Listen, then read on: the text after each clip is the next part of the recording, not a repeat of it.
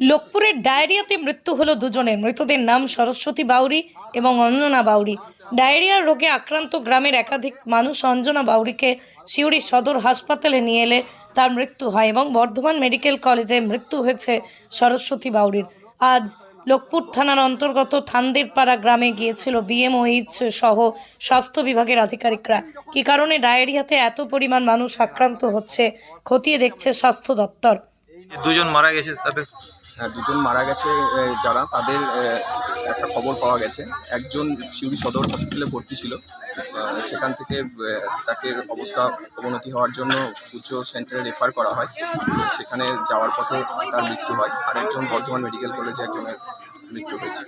কারণ সম্পর্কে এখনও সেরকম আমরা কিছু জানতে পারছি। এদের সিমটমগুলো কী কী দেখা দিচ্ছে? এদের সিমটম বলতে এদের এমনিতে লুজ মোশন ছিল, তার সঙ্গে আরও শারীরিক সমস্যা তাদের ছিল।